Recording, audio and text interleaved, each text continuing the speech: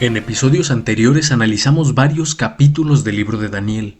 Si no los has visto, te recomiendo que lo hagas antes de continuar con este video, dado que ahora analizaremos el libro de Apocalipsis escrito por el apóstol Juan.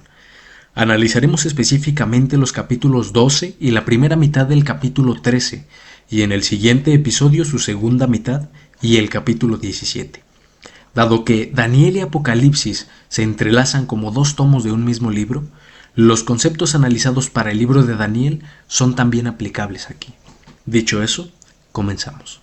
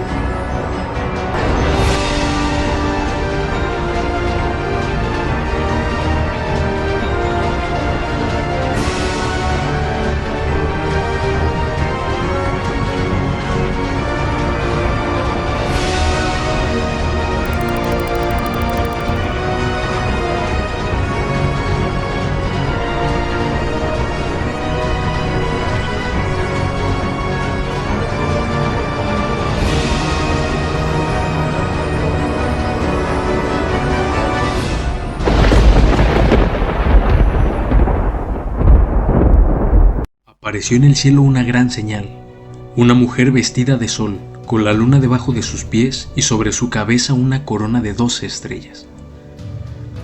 Una mujer en profecía representa a la iglesia verdadera, tal como aparece en los versículos en pantalla. Por el contrario, una mujer corrompida suele representar a una iglesia apóstata o corrompida, de modo que tenemos a una iglesia verdadera, con 12 mensajeros. En este orden de ideas, una corona de 12 estrellas simboliza apropiadamente a los 12 apóstoles y a las 12 tribus de Israel, por lo que vemos reflejado al Israel verdadero, sea de sangre o de espíritu, pero ambos bajo la fe de Jesús.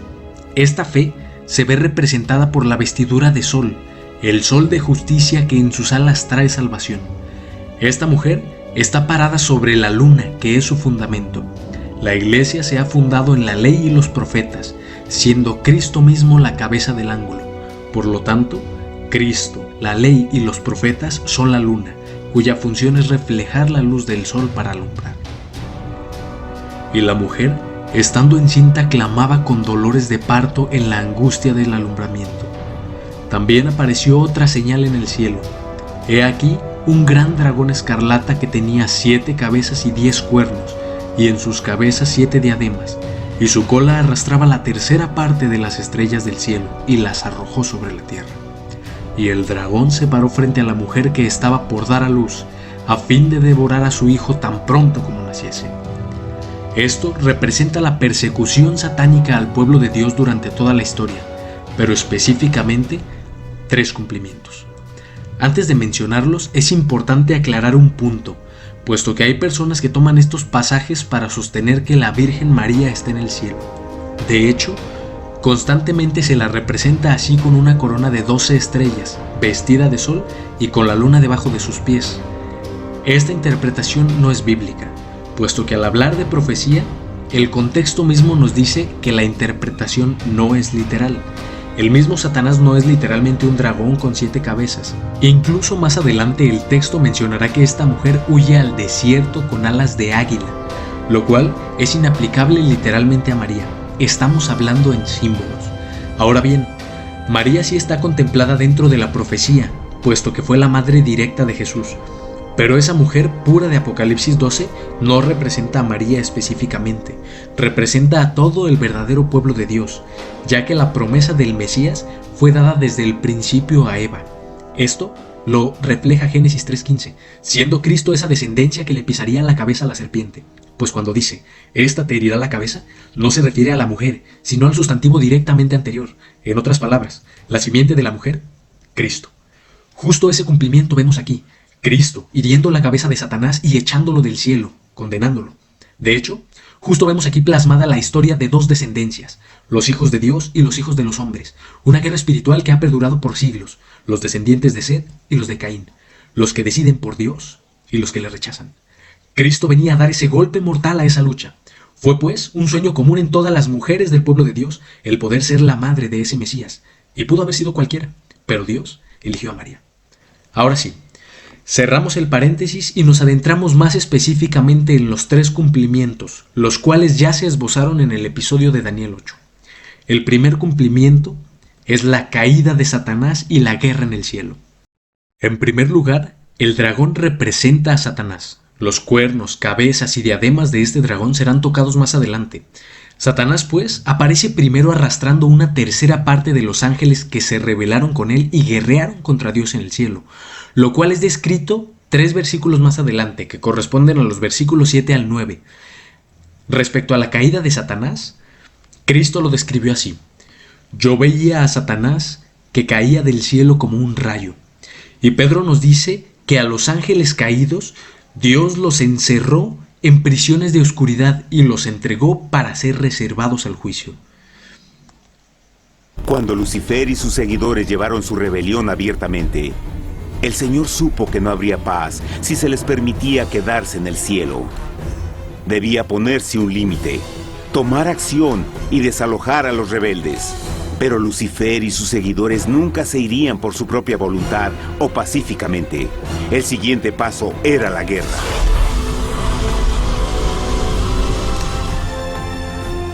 Después hubo una guerra en el cielo. Miguel y sus ángeles luchaban contra el dragón, y luchaban el dragón y sus ángeles, pero no prevalecieron ni se halló ya lugar para ellos en el cielo, y fue lanzado el gran dragón, la serpiente antigua que se llamaba Diablo y Satanás, el cual engaña al mundo entero. Fue arrojado a la tierra y sus ángeles fueron arrojados con él.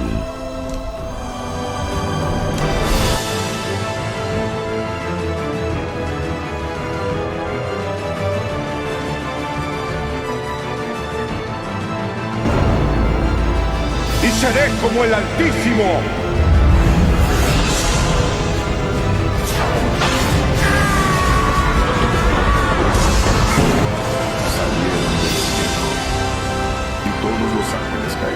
Se volvieron demonios.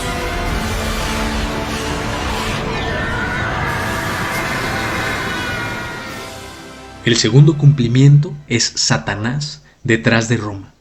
Aquí los símbolos son una expresión de la guerra espiritual. Como es arriba, es abajo. Los conflictos entre Dios y Satanás también se reflejan en nuestro mundo y en la historia mediante las potencias mundiales. Aquí, un grande dragón bermejo representa a la Roma pagana. Parte de esto ya lo habíamos visto en el episodio de Daniel 8. Después de la caída de Satanás, siglos más tarde, aquel gran dragón, la serpiente antigua que se llama Diablo y Satanás, hizo un esfuerzo supremo bajo el disfraz del gran dragón bermejo, que compartirá con Roma pagana, para destruir al Redentor del mundo. Si las 12 estrellas con que la mujer está coronada denotan, en su uso simbólico, a los 12 apóstoles, entonces las estrellas derribadas por el dragón antes de su tentativa de matar al hijo varón, o sea, antes de la era cristiana, pueden simbolizar una parte de los dirigentes del pueblo judío. De las 3 categorías de líderes israelitas, que eran los reyes, sacerdotes y el Sanedrín, Roma derribó un tercio de estos líderes al derrocar a los reyes, al poner fin a la dinastía asmonea. Además, de las 3 personas que conforman a la divinidad, el dragón arrojó por tierra y asesinó a uno de estos 3. El hijo varón representa a Jesús, el Mesías príncipe. Herodes, en un diabólico esfuerzo por destruir al niño Jesús, mandó matar a todos los niños de Belén de 2 años para abajo. Herodes era un gobernador que recibía su poder de Roma, y Roma era la única potencia de la profecía con dominio mundial. Tal vez merezca mencionarse el hecho de que durante el segundo siglo, el tercero, el cuarto y el quinto de la era cristiana, el dragón era, después del águila, la principal enseña de las legiones romanas. Ese dragón se pintaba en rojo, como si intencionalmente quisiera corresponder fielmente al cuadro representado por el vidente de Patmos y proclamar: Roma es la nación representada aquí.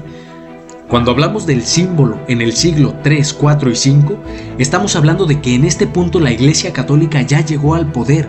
Por tanto, se reflejará en la profecía e historia con una relación entre el dragón rojo y la Iglesia Católica. El tercer cumplimiento denota la derrota de Satanás y de Roma. El dragón aguardó para devorar al hijo varón por mano de Herodes, pero fracasó.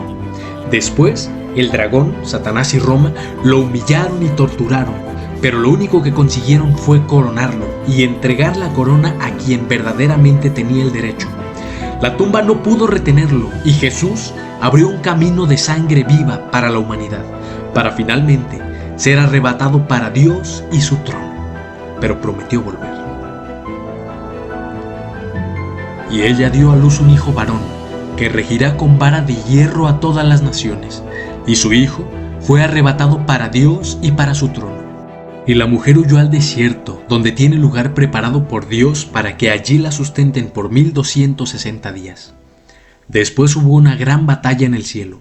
Miguel y sus ángeles luchaban contra el dragón, y luchaban el dragón y sus ángeles, pero no prevalecieron ni se halló ya lugar para ellos en el cielo. Primero Cristo asciende al cielo para recibir su poder. Luego, la profecía nos menciona cómo la iglesia, la mujer, tendría que huir al desierto por 1260 días. Esto se profundizará más adelante, pero notemos que corresponde con los tiempos y medio tiempo mencionados en los episodios 2 y 7 de Daniel. Es interesante que después de que Jesús asciende, se vuelven a cumplir los versículos 7 al 9, que hablan de la guerra en el cielo, detallada en el episodio de Daniel 8. Vimos cómo, con su muerte y resurrección, Satanás perdió todo el derecho, toda la conexión que le quedaba en el cielo. Ya no podía volver a visitar sus atrios y perdió el último lazo de simpatía del universo. Es posible suponer que Satanás no se dio por vencido, y mientras Cristo ascendía, pudo haber tratado de confrontarlo una vez más junto con su ejército, aferrándose al lugar que Satanás tenía en el cielo. Pero, así como en el momento de su resurrección, el brillo de un solo ángel desterró a la compañía de poderosos demonios que cuidaban la tumba, la gloria de Jesús y la hueste que lo acompañaba arrojó a los caídos una vez más a la tierra, dejándolos sin acceso al cielo. Con la victoria de Cristo, se cumplió lo que sigue cuando el universo cantó. Entonces oí una gran voz en el cielo que decía: ahora ha venido la salvación, el poder y el reino de nuestro Dios y la autoridad de su Cristo, porque ha sido lanzado fuera el acusador de nuestros hermanos, el que los acusaba delante de nuestro Dios día y noche. Y ellos le han vencido por medio de la sangre del Cordero y de la palabra del testimonio de ellos, y menospreciaron sus vidas hasta la muerte. Por lo cual, alegraos cielos y los que moráis en ellos. Vemos cómo los que cantan son los ángeles y los que moran en los cielos, es decir, los habitantes de los otros mundos que también son naciones que Satanás trataba de debilitar. Ahora cantan alegres porque Jesús ha puesto su sangre como medio para vencer al dragón y alaban a Jesús por arrojar al acusador de sus hermanos. Pero con su destino sellado y sabiendo que iba a morir, Satanás nuevamente se reunió en consejo con sus ángeles y con amargo odio contra el gobierno de Dios les dijo que mientras retuviera su poder y su autoridad sobre la tierra, sus esfuerzos debían duplicarse contra los seguidores de Jesús. No habían logrado prevalecer contra Cristo, pero debían derrotar a sus seguidores, de ser posible. En cada generación debían tratar de entrampar a los que creyeran en Jesús. Comunicó a sus ángeles que el Señor había dado a sus discípulos potestad para reprenderlos y desalojarlos, y para curar a los que ellos afligieran. Entonces, los ángeles de Satanás salieron como leones rugientes para tratar de destruir a los seguidores de Cristo. Así, se cumple la parte restante del versículo 12.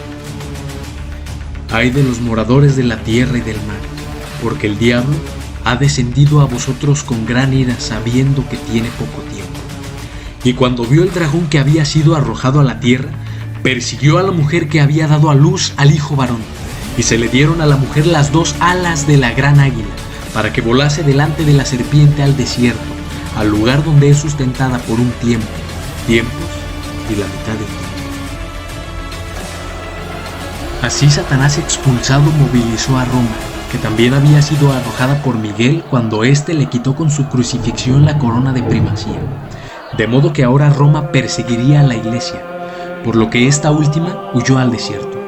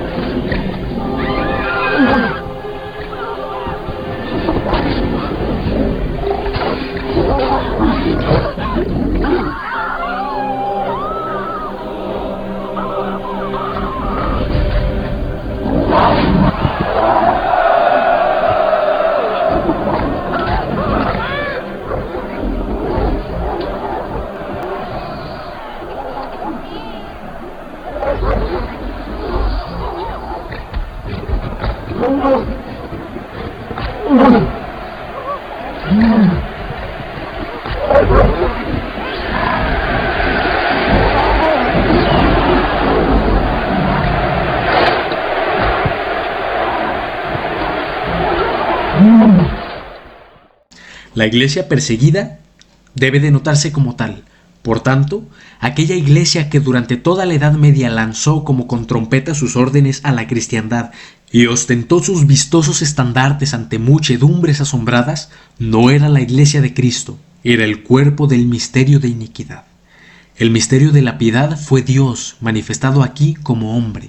El misterio de iniquidad fue un hombre que aseveraba ser Dios.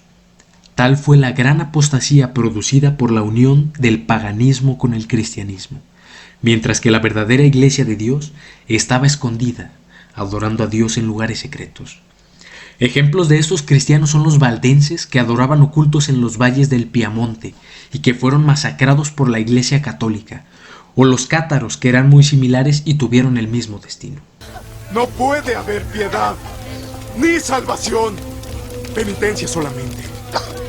Presencien el fuego infernal al cual la justicia infalible de Dios condena las almas de estos cátaros herejes. Oremos. Padre nuestro, que estás en el cielo, santificado sea tu nombre. Venga a nosotros tu reino. Hágase tu voluntad, así en el cielo como en la tierra. El pan nuestro de cada día.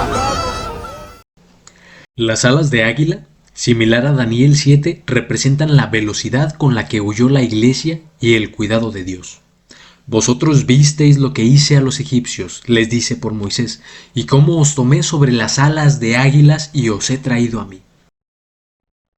La frase tiempo, tiempos y la mitad de un tiempo usada en Daniel 7:25 nos proporciona la clave para explicar este último pasaje. El mismo plazo es mencionado en Apocalipsis 12:6, pero como 1260 días. Esto, junto con la explicación de episodios anteriores, demuestran que un tiempo es un año judío, o 360 días, 2 tiempos, 2 años, 720 días, y la mitad de un tiempo, o medio año, o 180 días, lo cual da un total de 1260 días. Como son días simbólicos, significan 1260 años literales, que como vimos abarcaron desde el periodo entre el 538 después de Cristo, cuando surge el papado, hasta 1798, cuando, con el secuestro del Papa, recibe su herida mortal. Y la serpiente arrojó de su boca tras la mujer agua como un río, para que fuese arrastrada por el río. Pero la tierra ayudó a la mujer, pues la tierra abrió su boca y tragó el río que el dragón había echado de su boca. La serpiente arrojó de su boca agua como un río para arrebatar a la iglesia. Por sus falsas doctrinas, el papado había corrompido y avasallado todas las naciones, de modo que pudo ejercer un control absoluto del poder civil durante largos siglos. Por su medio, Satanás podía lanzar la poderosa inundación de la persecución contra la iglesia en todas direcciones. Millones de creyentes fieles fueron arrebatados por el río. Pero la iglesia no fue completamente arrasada, pues los días fueron acortados por causa de los escogidos. La tierra ayudó a la mujer, abriendo su boca y sorbiendo el río. La Reforma Protestante del siglo XVI inició su obra. Dios suscitó a Martín Lutero y sus colaboradores para que expusieran el verdadero carácter del papado y quebrantasen el hechizo con que la superstición había esclavizado las mentes. Lutero clavó sus tesis en la puerta de la iglesia de Wittenberg, y la pluma con que las escribió, según el sueño simbólico del buen elector Federico de Sajonia, cruzó en verdad el continente e hizo tambalear la triple tiara de la cabeza del Papa. Cristo no ordena propagar indulgencias, sino el Evangelio. Envíe esto a Roma. Los cristianos deben entender que aquel que apoya al pobre o ayuda al necesitado hace una mejor acción que el que compra indulgencia. Si el Papa puede vaciar el purgatorio, ¿por qué no lo hace por amor en vez de dinero? Los hombres descubrieron que las bulas y los anatemas del Papa caían impotentes a sus pies tan pronto como se atrevían a ejercer el derecho que Dios les diera a regir sus conciencias por su palabra solamente. Pronto hubo bastante suelo protestante en Europa y el Nuevo Mundo para sorber el río de la furia papal y quitarle su poder de dañar a la Iglesia. Recordemos que en profecía, el mar o las aguas representan pueblos, muchedumbres, naciones y lenguas, de modo que la tierra representa lo contrario, un lugar despoblado y desconocido, pero lejos de los puntos donde se pueda desarrollar la persecución papal. Entonces el dragón se llenó de ira contra la mujer y se fue a hacer guerra contra el resto de la descendencia de ella, los que guardan los mandamientos de Dios y tienen el testimonio de Jesús. Pero el dragón no ha terminado su obra. El versículo 17 nos presenta un estallido final de su ira, esta vez con la última generación de creyentes que vive en la tierra. Caracteriza este residuo el hecho de que guardan los mandamientos de Dios y tienen el testimonio de Jesucristo. Esto indica que en los postreros días iba a realizarse una reforma relativa al día de reposo. Estos son los soldados de Cristo, los que guardan los 10 mandamientos completos, sin dejar de lado ni uno solo. Esta reforma sobre el día de reposo se recalca en Apocalipsis 14 del 9 al 12, en el mensaje del tercer ángel. Para entender claramente todo, avancemos al capítulo 13. Me paré sobre la arena del mar y vi subir del mar una bestia que tenía 7 cabezas y 10 cuernos, y en sus cuernos 10 diademas, y sobre sus cabezas un hombre blasfemo. Y la bestia que vi era semejante a un leopardo, y sus pies como de oso, y su boca como de león. Y el dragón le dio su poder, y su trono, y gran autoridad. Me dijo también: las aguas que has visto son pueblos, muchedumbres, naciones y lenguas. Ya se ha visto como una bestia representa una potencia o nación. A veces representan al poder civil solamente y a veces una mezcla del poder civil y religioso. Su surgimiento del mar representa que surge de territorios muy poblados. Si a la par los vientos soplan, como en Daniel 7, 2 y 3, nos indican el surgimiento en medio de conmociones políticas, luchas civiles y revoluciones. El dragón del capítulo anterior y esta bestia representan a Roma pagana y papal, de ahí que ambos tengan 7 cabezas y 10 cuernos. Además, en la sucesión de reinos de Daniel 7 comparten mucho en común con la bestia grande y terrible. Desde Apocalipsis 12.1 hasta el 14.5 hay una cadena profética distinta y completa entre sí, por lo que estamos siguiendo la línea de una profecía individual. El dragón en primer lugar representa a Satanás y secundariamente representa al Imperio Romano en su forma pagana, que era un sistema religioso ideado por Satanás. Roma persiguió al cristianismo porque ganó terreno al paganismo, deshaciéndose de supersticiones, derribando sus ídolos y desmantelando sus templos. La bestia tiene las mismas cabezas y cuernos que el dragón, por lo que es la misma Roma, pero ha cambiado de carácter, por lo que ha cambiado de símbolo. Ahora no es pagana. Vimos en Daniel 7 y 8 la sucesión de reinos que portaban la corona de primacía quitada a Israel. Esta sucesión era un continuo paganismo, eran potencias asoladoras para el pueblo judío, pero llegamos a esta bestia que reúne características de las bestias de Daniel 7, pero en orden inverso. Primero el leopardo, luego el oso y luego el león. Daniel veía el orden a futuro, pero Juan lo ve al pasado.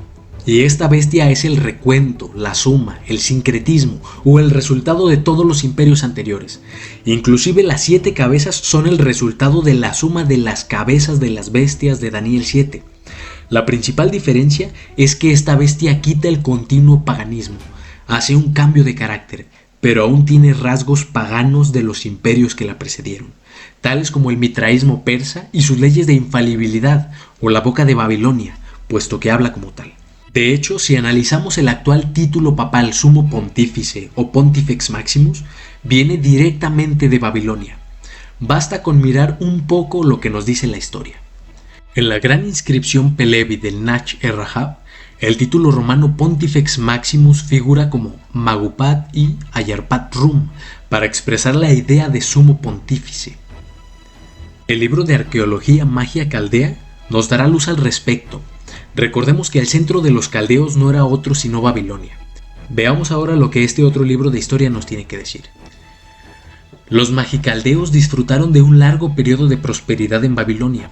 Un pontífice elegido por el soberano gobernaba sobre un colegio de 72 hierofantes. Cuando los medos y persas derrocaron el reino de Babilonia, removieron la antigua mitología e impusieron su propia religión. Los caldeos, para recuperar su influencia perdida, introdujeron a uno de ellos, Esmerdis, como rey, pero el impostor fue detectado y asesinado en el 522 a.C. Luego, tras varios años de revueltas, intrigas e intentos de derrocar al gobierno medo-persa, la derrotada clase religiosa caldea fue expulsada a Asia Menor, donde establecieron su colegio central en Pérgamo, llevándose sus títulos, sus vestiduras y el palladium, la piedra cúbica de Babilonia, con ellos. ¿Expulsados a Pérgamo? ¿Cómo que a Pérgamo? Pues sí, en efecto así fue. Llegados a Pérgamo, su táctica fue similar, pero en lugar de imponer su religión con sus propios dioses, como lo habían hecho anteriormente, los disfrazó con los ya existentes y adorados por la población, de modo que introdujo su propia religión por debajo del agua, desde las sombras, directamente desde Babilonia.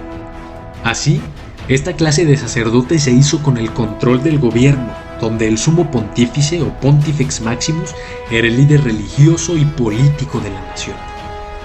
Hasta que en el 133 a.C., el sumo pontífice Attalus III muere conquistado por Roma, cediendo este título a los emperadores romanos, los cuales, a pesar de tener el título, no lo usaban, hasta que Julio César lo tomó para sí, y llamándose a sí mismo otro dios.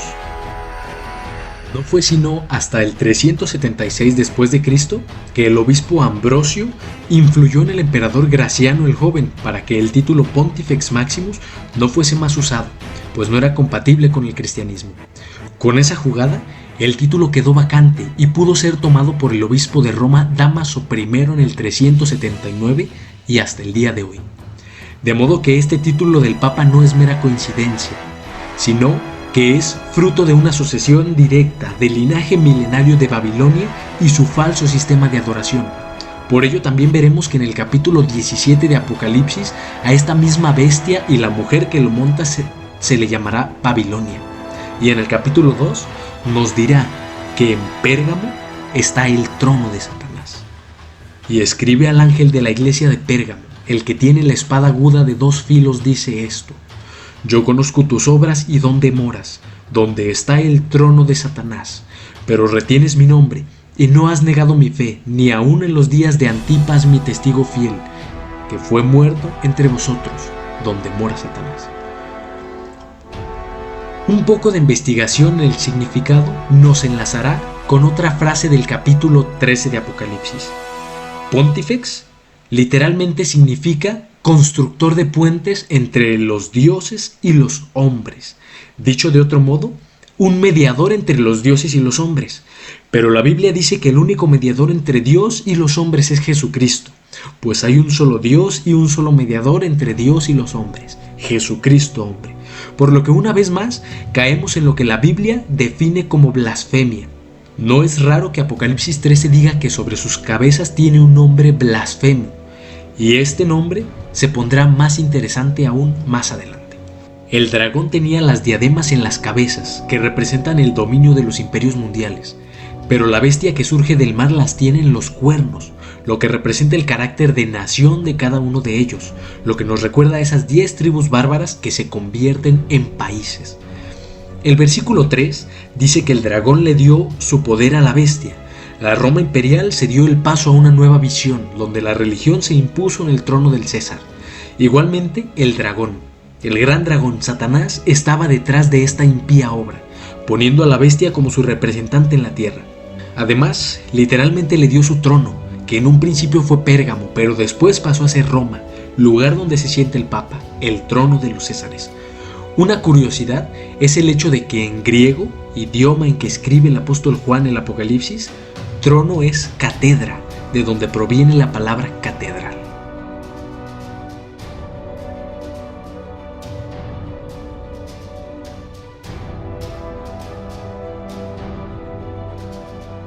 Esta bestia que sucede a la Roma pagana es idéntica al cuerno pequeño de Daniel 7 que surgió de Roma.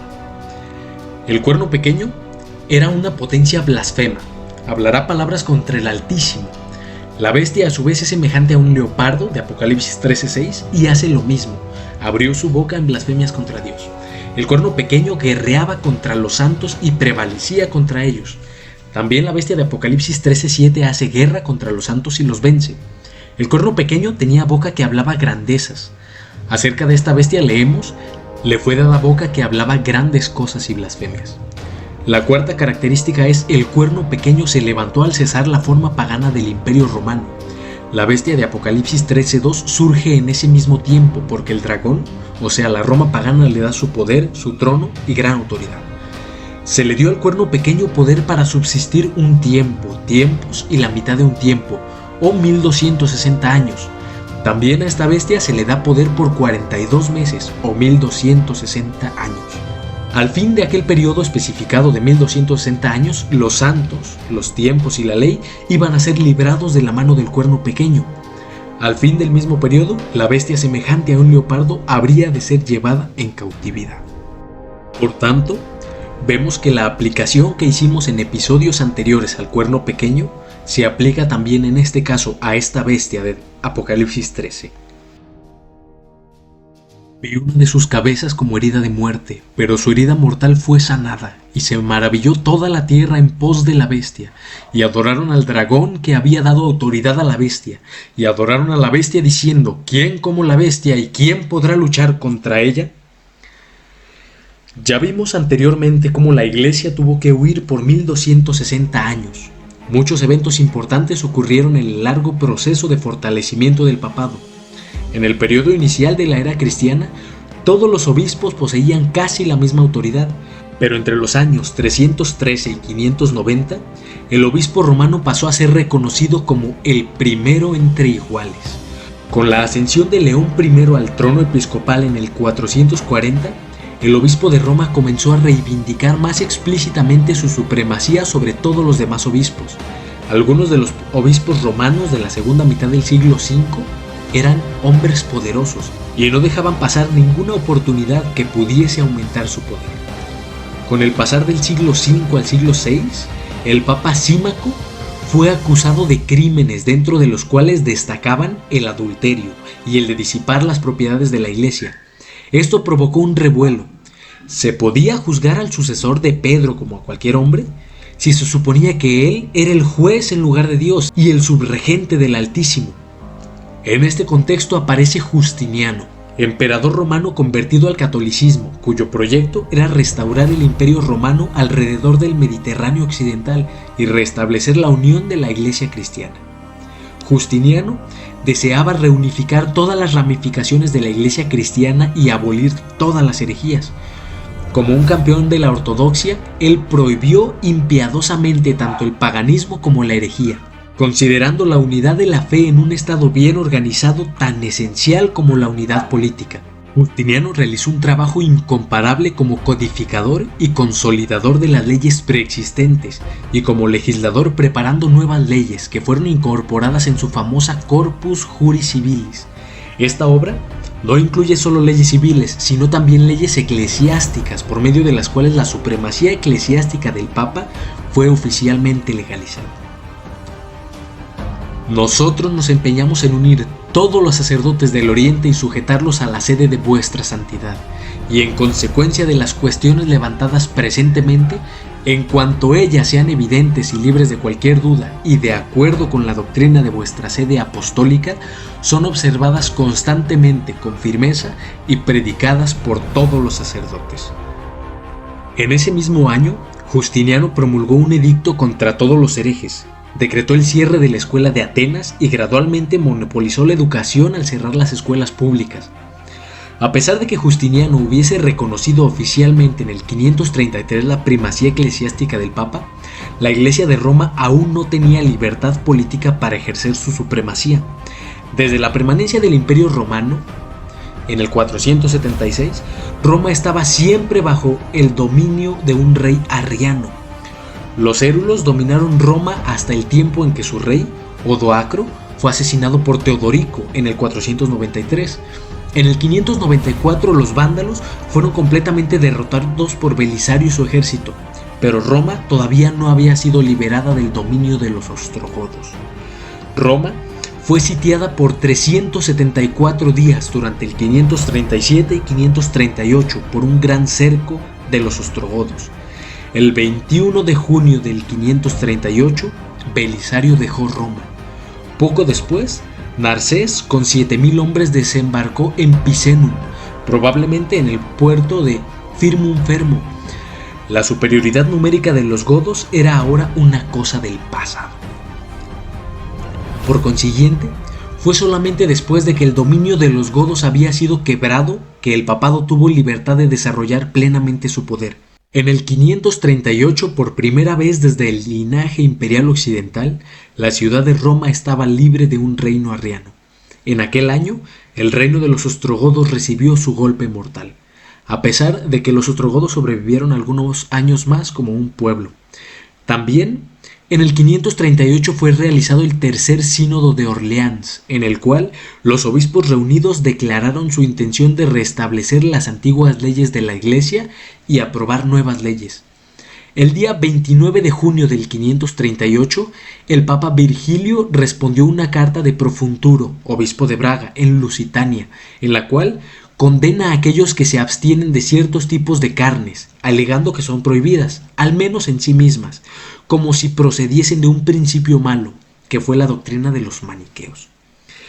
Viendo que la correa del papado fue suelta en el 538 para ejercer su poder plenamente, comenzamos a contar los 1260 años, los cuales terminan en el 1798, cuando la bestia recibió una herida de muerte en esa cabeza, tal como lo dice el cardenal Henry Manning. La conversión del imperio al cristianismo y su posterior remoción, su desvanecimiento hacia el lejano oeste, liberó al vicario de Jesucristo de su sujeción temporal y luego, por la acción de la misma providencia, él fue vestido con la prerrogativa de una soberanía local propia y verdadera sobre aquel estado y territorio y gente comprometida con su cambio. Desde aquella hora, debo mencionar, ocurrió hace 1500 años, o para hablar dentro de límites, diré que fueron 1200 años. Es pues evidente que la cabeza papal fue la que resultó herida de muerte y cuya herida mortal fue curada. Recibir la herida mortal corresponde a ir en cautividad, como nos lo dice Apocalipsis 3:10. Fue infligida la herida el 15 de febrero de 1798, cuando el Papa Pío VI fue llevado prisionero por el general francés Berthier, y el papado fue abolido por un tiempo desde 1798. Despojado de su poder civil y eclesiástico, el Papa cautivo Pío VI murió en el destierro en Valencia, en Delfinado, Francia, el 29 de agosto de 1799. Pero la herida mortal empezó un proceso de curación cuando el papado fue restablecido, aunque con menos poder que antes, por la elección de un nuevo papa el 14 de marzo de 1800.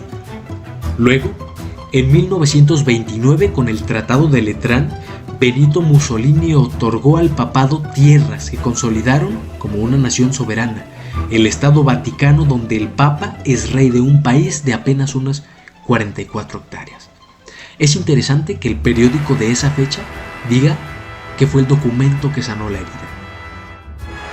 El término cuerno pequeño le queda perfecto, pero igualmente ha demostrado su poder al haber orquestado mediante sus tentáculos oscuros las dos guerras mundiales, además de la llamada Santa Alianza entre el Papa Juan Pablo II con Ronald Reagan para hacer caer el comunismo. También nos muestra cómo esta herida ha ido sanando, puesto que los pactos ahora se comienzan a hacer con los llamados países protestantes.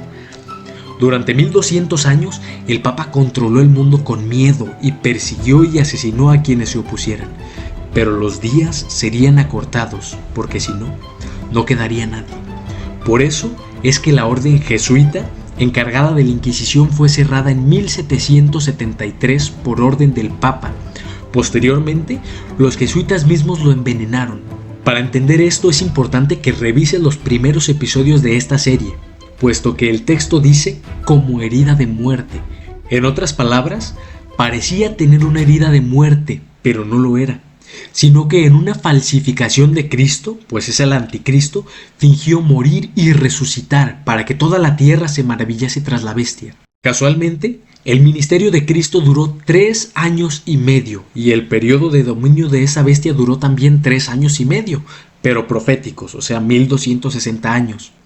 En este orden de ideas, fue el papado el que se mandó a matar a sí mismo en un magistral plan jesuita, trabajando desde las sombras, para después resurgir como un papado completamente diferente.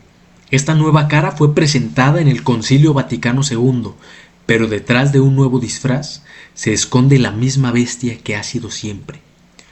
Hoy por hoy, con los movimientos ecuménicos y carismáticos podemos ver cómo cada vez más la tierra se maravilla tras la bestia y todas las religiones se unen tras el papado, pero como veremos, les falta un empujón para convertirlo en el principal líder moral. La profecía aquí hará algo especial. Nos llevará de regreso al pasado, nos enseñará cómo era la bestia antes de su herida, pero al mismo tiempo nos llevará al futuro, porque sucederá exactamente lo mismo. Así que lo siguiente tienes que tomarlo en cuenta, en ese contexto, que se cumple en el pasado, pero también se va a cumplir en el futuro. Como hemos visto, la historia se repite. También se le dio boca que hablaba grandes cosas y blasfemias, y se le dio autoridad para actuar 42 meses, y abrió su boca en blasfemias contra Dios para blasfemar de su nombre, de su tabernáculo y de los que moran en el cielo. Esta bestia, que obra como el cuerno pequeño, habla blasfemias. Recordemos los ejemplos bíblicos vistos en episodios anteriores sobre lo que es una blasfemia. Juan 10:33 nos dice que blasfemia es ser hombre y hacerse como Dios. Lucas 5:21 nos dice que es ser hombre y aseverar tener poder de perdonar pecados. Características que ya hemos identificado que porta este poder. Ambas son características básicas de la Iglesia Católica. De hecho, el Papa Inocencio III escribió: en verdad, no es exagerado decir que en vista del carácter sublime de su cargo, los sacerdotes son otros tantos dioses.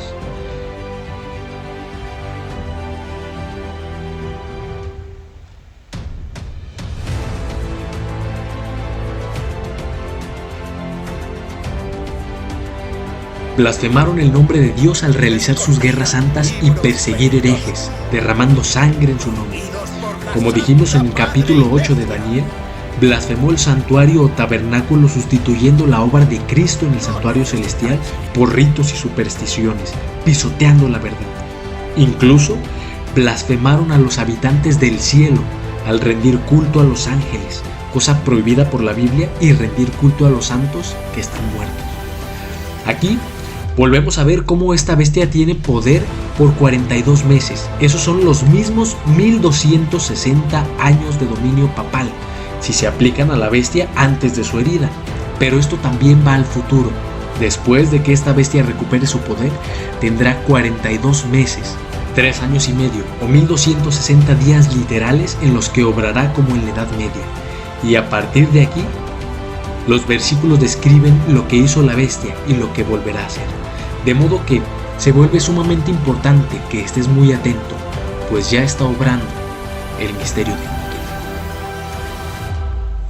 Y se le permitió hacer guerra contra los santos y vencerlos. También se le dio autoridad sobre toda tribu, pueblo, lengua y nación. Y la adoraron todos los moradores de la tierra, cuyos nombres no estaban escritos en el libro de la vida del Cordero que fue inmolado desde el principio del mundo. Si alguno tiene oído, oiga. Si alguno lleva en cautividad, va en cautividad. Si alguno mata a espada debe ser muerto. Aquí está la paciencia y la fe de los santos. Su dominio sobre toda tribu, pueblo, lengua y nación se puede demostrar ahora por extensión, la extensión que tiene la Iglesia Católica. La misma palabra católica significa universal, pero ese dominio que ahora tienen en el futuro será aún peor. Recordemos que ellos dicen tener el dominio sobre todo el mundo.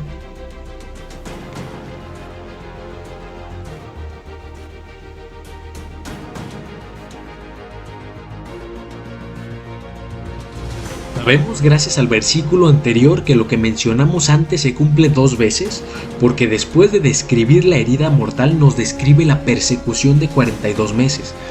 Cronológicamente la persecución está después, pero al terminar nos da la sentencia de la bestia que obró así, la cual, por llevar en cautividad, será llevada en cautividad. Y esto se cumplió en 1798, por lo que vemos que como se cumplió en el pasado, se volverá a cumplir. Igual en el capítulo 12, como se mencionan 2 veces esta persecución, primero como 1260 días y más adelante como tiempo, tiempos y medio tiempo. No es más que lo mismo, reflejar el doble cumplimiento de este periodo de persecución. Recordemos que fue la fase política del papado la que recibió la herida mortal.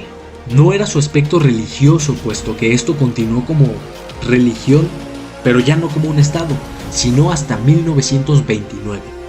Pero como llevó en cautividad, será llevada en cautividad, asesinada a espada.